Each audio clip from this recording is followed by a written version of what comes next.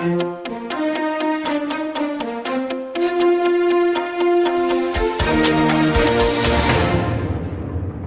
and welcome to the Midday Update. These are the top headlines from our newsroom today.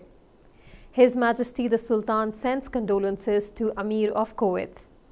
Oman committed to building stronger healthcare system. More than 200,000 meals distributed among needy families. DBBS urges you to donate blood every 3 or 4 months. Registration to open for Omani students to enroll in Egyptian universities. 460 children killed due to violence in Afghanistan during first half of 2021. Death toll from building collapse in Nigeria rises to 42. Oman cricket aims to bounce back early after Cricket World Cup exit. And lastly, from T20 Cricket World Cup, Australia keeps semis hope alive with win over West Indies. These were the top headlines from our news studio today. Let's see how the weather looks like in the Sultanate. Thunderstorms associated with downward winds have been predicted over parts of the Sultanate on Sunday and Monday, Oman Meteorology has said.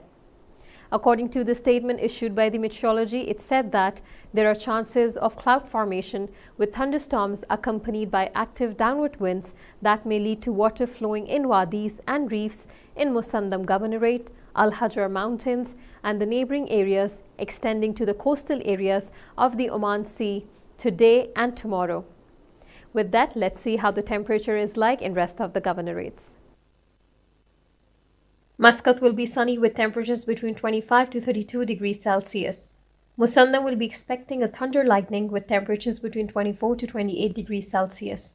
North Al-Batna will be partly cloudy with temperatures between 23 to 29 degrees Celsius. South Al-Batna will also be partly cloudy with temperatures between 23 to 30 degrees Celsius.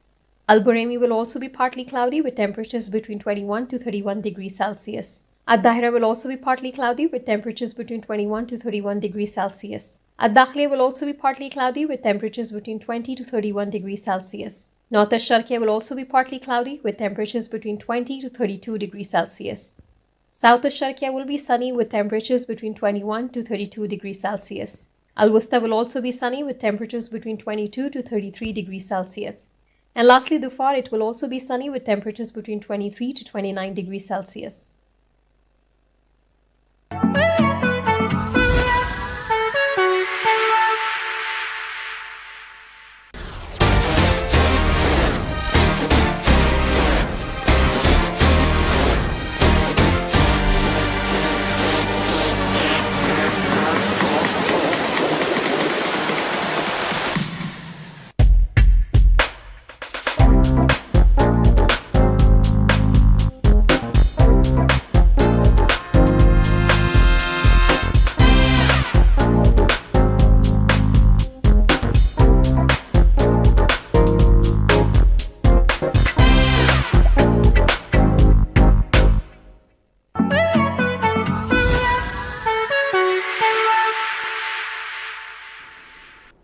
Welcome back to TTV, watching Midday Update. Now, before we start with the local stories for today, let's see how the COVID-19 situation looks like in the Sultanate. In the past 72 hours, the health officials have not registered any deaths, which means the total death remains at 4,112. However, in the last 72 hours, the health officials have received 36 new coronavirus cases. With this, the total confirmed cases now stands at 304,365, which also includes the total recoveries of 299,754, as well as total deaths of 4,112. In the past 72 hours, the health officials have also received 55 recoveries. The Ministry of Health has urged all the citizens and residents living in the Sultanate to follow the precautionary measures issued by the Supreme Committee and the Ministry of Health. And now from a local desk. His Majesty Sultan Haytham bin Tariq has sent a cable of condolences to Sheikh Nawaf Al-Ahmad Al-Jabir Al-Sabah, Emir of Kuwait, on the death of Sheikh Saud Abdullah Saud Al-Malik Al-Sabah. In his cable, His Majesty the Sultan expressed his sincere sympathy and condolences, praying to the Almighty Allah to rest the deceased soul in peace and grant his family patience to bear the loss. Oman's Minister of Health has affirmed the country's full commitment to taking steps required to strengthen the country's healthcare networks and make it more resilient against climate change so that it becomes environmentally sustainable. Oman News Agency reported that this came in a recorded statement by Dr. Ahmed bin Mohammed Al Saidi, Minister of Health, coinciding with the 26th meeting of the parties to the United Nations Convention on Climate Change in Glasgow, United Kingdom, which runs from October 31st to November 12th. Days 6 and 7 of the event are dedicated to talking about climate and its impact on healthcare systems. The Sultanate of Oman will work to achieve several goals according to a specific timetable to contribute to strengthening the health system, make it more sustainable, enable it to withstand climate changes, and reduce greenhouse gas emissions that are harmful to the environment, including related supply chains, said the statement. An assessment was done of the tolerance levels healthcare centers have to climate change and the extent to which they can, by 2023, adapt to weather developments. This will contribute to the health sector drafting a plan by 2024 to adapt to future climate patterns. This comes under the National Plan for Adaptation to Climate Change. Other objectives include the use of the assessment and the National Plan for Adaptation in the field of health to attract the necessary funding for development of health systems in line with the principles of sustainability and respect for the environment. More than 200,000 meals were distributed to underprivileged families in the Sultanate of Oman on November 6th by charity organization Nida Al Khair in collaboration with consulting firm Probity Oman. The meals were distributed as part of global consulting company Protivity's Eye on Hunger campaign, which aims to provide food to millions of people around the world. The underprivileged families too received food staples while children received goodie bags. We strongly believe in our role to support the communities we serve, and one of our core values is to have a sustainable social impact, said Shatha Al-Maskari, Managing Director of Protivity Oman. She continued saying that one of our many initiatives is Eye on Hunger, which aims to provide underprivileged families access to quality food. We are very thankful to our partner Nida Al Khair, who has been extremely supportive, passionate, and resourceful over the years to help us make a difference. She continued saying that we managed to distribute 220,405 meals, and we hope to increase that number every year, as it is incredibly rewarding when you know you are playing your part in humanitarian work. Al-Maskari also explained that we hope this encouraged more corporate organizations to do same, because at the end of the day, we are one community and we can only be stronger by staying as one unit.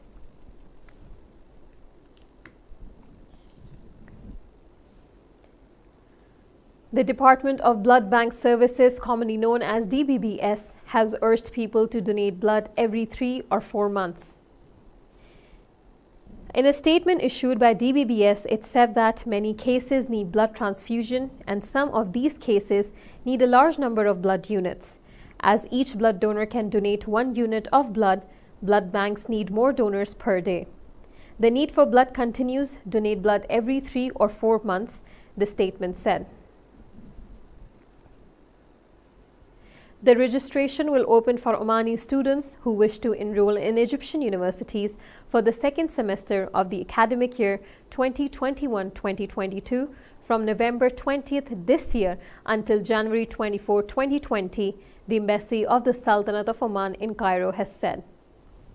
The Embassy of the Sultanate of Oman in Cairo, the Cultural Department, informs students wishing to enroll in the Egyptian universities recommended by the Ministry of Higher Education, Research and Innovation that registration will be open for the second semester of the academic year 2021-2022 during the period from November 20th, 2021 to January 24, 2022. Here is what the students can apply for. Undergraduate level in private universities, undergraduate level in government universities where studies depend on the credit hour system and which accept registration starting from the second semester. Postgraduate level that requires introductory or supplementary materials and they can start studying in the second semester. And lastly, PhD students whose studies require the preparation of the thesis research system. Registration is open from July 1st, 2021 to March 31st, 2022. The embassy added that for details, please contact the embassy's cultural department via email, which is omancairo1@gmail.com. This is all we had from our local desk for today. It's time for us to take a quick commercial break, but stay tuned as we have more updates coming your way from our international desk.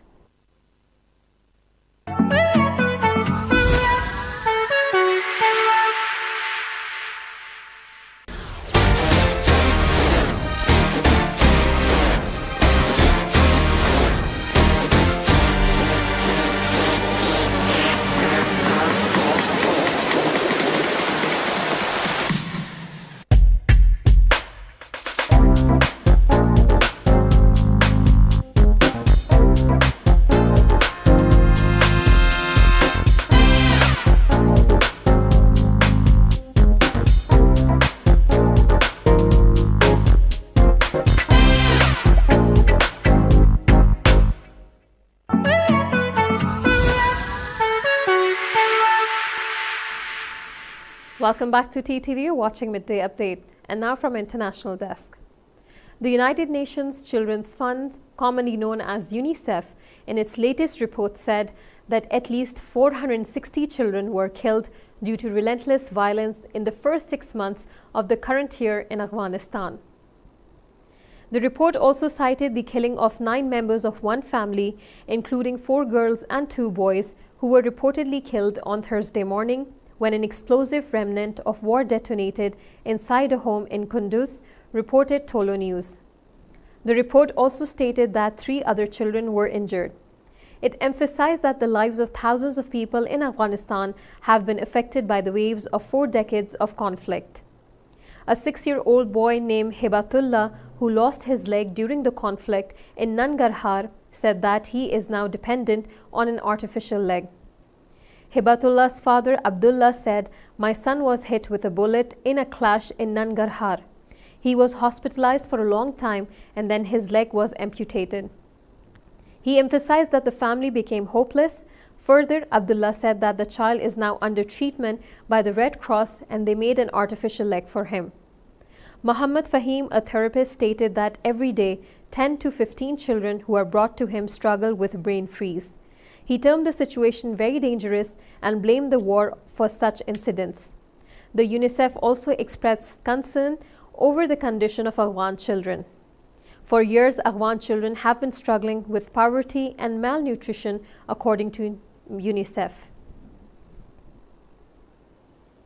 The confirmed death toll from the collapse of a 21-story building under construction in the city of Lagos, Nigeria's economic hub, has risen to 42 after the search and rescue team discovered more victims in the rubble, a state official said on Saturday. The governor of the Lagos state told reporters that the number of people rescued from the collapsed building in the Lokoi area of the state has increased to 15. He did not reveal the number of people still trapped under the rubble, but said 49 families had reported missing persons to the government after the deadly building collapse occurred on Monday. "We have taken the full records of the survivors in the incident, and this gives a total of 15 people rescued alive. We have a total of 42 bodies that have been recovered," the governor said. The identification of bodies by relatives had begun and DNA examinations were being undertaken on some of the bodies that were difficult to identify, he said. Meanwhile, the search and rescue operation continued at the site. Building collapses often occur in Nigeria as some property owners and developers do not adhere strictly to planning and building laws and regulations. In most cases, heavy loads are placed on the building and substandard materials are often used in construction. Once again, it's time for a quick commercial break, but stay tuned for more updates from our sports desk.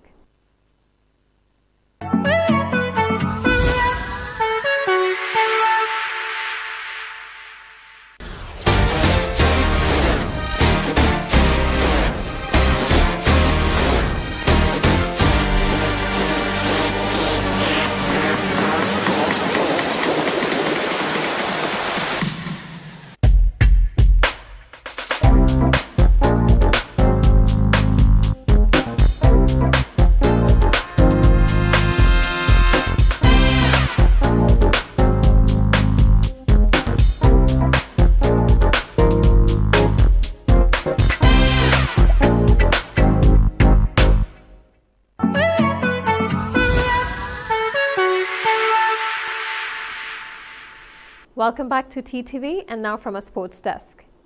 Oman's national cricket team is attempting to bounce back from its early exit during the 2020 World Cup by qualifying for the 50-over World Cup, which is to be held in India in 2023. In an exclusive interview with the Times of Oman, Dulip Mendes, the national team's chief development officer and head coach, said the Reds have realized which areas of their game needs improvement and are currently on track for qualifying for the next World Cup. There are many lessons we learned from our time at the ongoing 2020 World Cup, and we have realized the areas we need to improve, he said, adding that the two main areas that need working on are our middle order batting and our fielding, and now that we know we lack in these two disciplines, we have modified our training sessions to address these concerns. Games from one of the two qualifying rounds of the World Cup were held in Oman. The other round was held in the neighboring United Arab Emirates, where the rest of the tournament is also currently underway. Although they handsomely beat PNG by 10 wickets in their opening qualifier in Emirat, Oman went on to lose to both Bangladesh and Scotland. Mendes believes that had his team been sharper with both bat and ball, they would have made it to the Super 12s.